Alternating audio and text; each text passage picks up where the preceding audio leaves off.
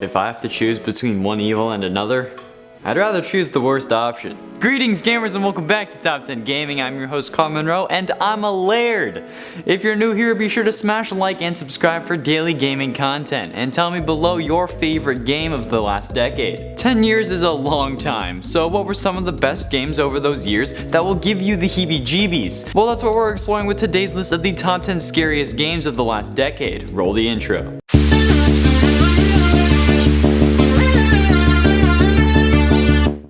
Number 10, Symptoms. Symptoms is an indie game we played on the channel, and in all honesty, it terrified me. The jump scares were constant and I never really knew what was coming next.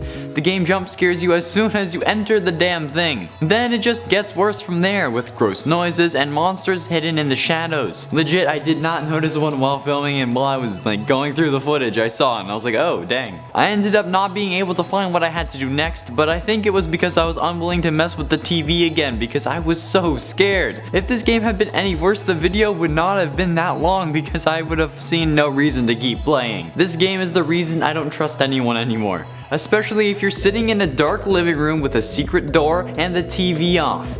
Or if it's on and it's just playing static. That just triggers me. The whole game triggers me. Why can't I just play Minecraft? And at 9, Help Wanted. The Five Nights at Freddy's series made a big splash in the gaming industry over the last decade, making Scott Cawthon a household name and giving MatPat hours of content. But the latest title in the series, Five Nights at Freddy's VR Help Wanted, is the scariest of the bunch, and for one simple reason. It's in VR. Sure, the other games have you sitting at a desk and sitting at a computer, but when the computer screen is literally sitting on your face and you have no way to prevent the inevitable jump scare from happening, you know you're gonna be shaking in your cardboard pizza grease soaked boots. While the graphics aren't realistic, having the jump scare be on your face and having to do all these things around you to have to prevent those jump scares is going to make the game much more stressful, and that will make the jump scares oh so much more effective. But I haven't played it, because I'm genuinely terrified. And at 8, Doki Doki Literature Club. This game disguises itself as our typical run-of-the-mill dating simulator, a book club that you join and somehow you're the only dateable one. So you make an attempt to get with one of the various girls in the club. However, this game is tagged with the descriptor psychological horror, and it's one to mess with your mind so bad you'll think you're an android. The game gets dark quickly, delving into themes of self-harm, suicide, and depression, along with a twisted main antagonist who is slowly eliminating the competition until it's only down to you and her. Who are the characters you can date, you ask? Just Monica.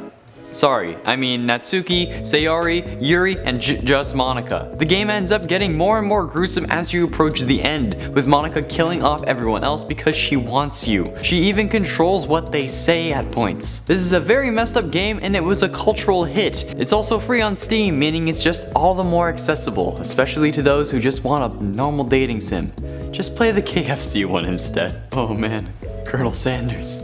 I want your bucket. And at 7, Slender the 8 Pages. When this game got released in 2012, YouTube was flooded with videos of people playing this game. Even non-gaming channels tried their hand at collecting all 8 pages. This game was terrifying, especially at the time. Being in a dark forest with just a flashlight and having to scour what seemed to be an endless forest only to ultimately die in the end. Yeah. At the end of the game, after you find all 8 pages, you get killed by Slenderman. But you unlock daytime mode, so that's something, I guess. After beating daytime mode, you also unlock $20 mode, which plays a specific song whenever Slenderman is close, in reference to a meme where they said you could just hand Slenderman 20 bucks and he'd leave you alone. The game involved sprinting, even though some people didn't know it. But even with the ability to sprint, the game was terrifying. This game was really what put Slenderman on the map when it comes to gaming, and it was really what spawned so many games based on the killer anyway. Is Slender a killer?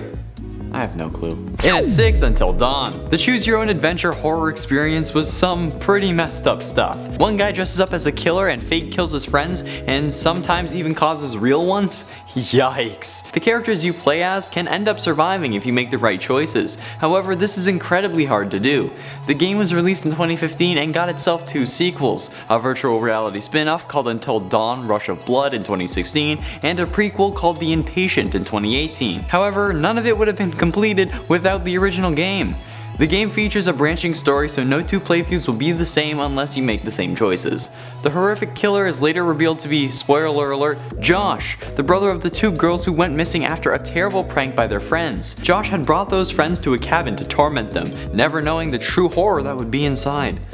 And yeah, it's pretty messed up. Halfway through at number 5, The Forest. I love this damn game. The Forest is an open world survival horror game with an actual story. You can do various things in this game, but no matter what you try, you'll be encountering mutants and cannibals in close quarters, and then it'll make you drop one in your pants and nope right the hell out of there. This game is terrifying, and when you least expect it, a mutant is right behind you. Whether it's a giant arm monster, a monster with 6 legs and 4 boobs, or what's called a cowman who will send you flying across the world but you'll still land on the island. Yeah, that powerful. Or the horrible cannibals who will consume the corpses of their fellow cannibals. But like, I feel like they have like an agreement or like a contract that when they're dead everyone gets the permission to eat their corpses because like they're cannibals. And like you have to like sign it to join the crew. I mean, to be fair, you can eat them as well, but does that really make you a cannibal? Are they the same species as you, or are they basically Wendigos? Oh, and don't forget that you can wear the flesh of the mutants as armor. And it's the strongest armor in the game. Yeah, it's scary as hell. And at 4, Duck Season. Duck Season is the demonic version of Duck Hunt. We all wish we could have shot that damn dog to get his mocking ass out of the way. But what if we could do that? What if you did shoot the dog? What would he have done to you? This game answers that easily. Duck Season is a hunter with ridiculous graphics. Luckily it's summer vacation and mom has surprised you with a 1-day rental of it. Unfortunately, as you binge play it, it becomes apparent that not all is right with Duck Season. This is the only other VR title on the list and it is all about surviving. With around 7 endings, this game has quite a bit of replayability, especially since it includes another 7 mini games that you can play inside of the main game. After shooting the dog, this cryptid will come out of the game and kill you and your family. Well, your mother, since your dad isn't around. Where could he be? The game ends with an ultimate showdown where you have to face off against the dog in your dark house, your mother laying on the ground dead, and the gun from Duck Hunt as your only protection. My god, it's terrifying. He has like a really bloody knife and he's coming at you. And at 3, The Evil Within 2. The Evil Within 2 is a third-person survival horror game published by Bethesda for Windows, PS4, and Xbox One in 2017, and it was the sequel to the 2014 game The Evil Within, obviously. 2 is typically favored over the other, aside from those who criticize the story and characters, due to its improved visuals, atmosphere, and gameplay. The game also features a crafting system where players can gather resources in order to craft new items and ammo, where they can craft at any time, but doing so at a workbench will cost less resources. If that's not good enough for you, in Japan it's known as Psycho Break 2. This game will literally break your psyche and turn you mad. It will unlock the evil within, too. Was that good or was that too much? Either way, everyone has evil within them. This game just shows you how to unleash it, and the monsters are just horrific and disgusting.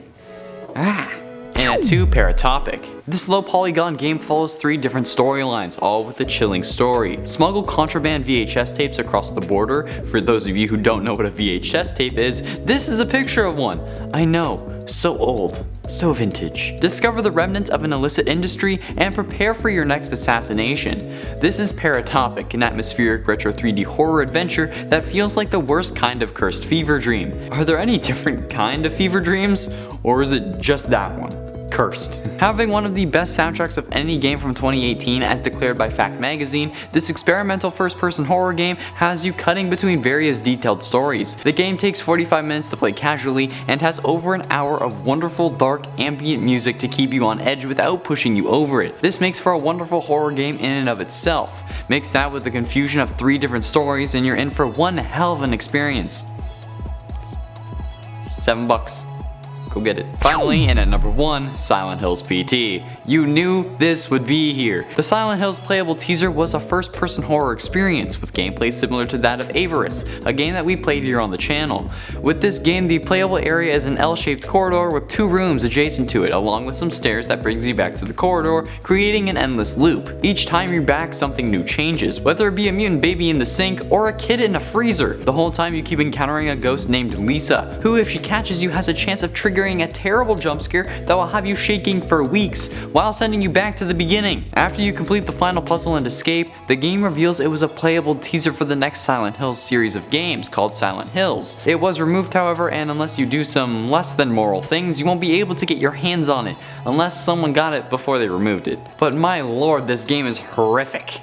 The kid in the freezer, oh my god. There we have it, friends, the top 10 scariest games of the last decade. What did you think? What was your favorite scary game between 2010 and 2019? Let me know in the comments below, and while you're down there, be sure to like and subscribe for daily gaming content and recommend us a game you'd like to see us play on the channel.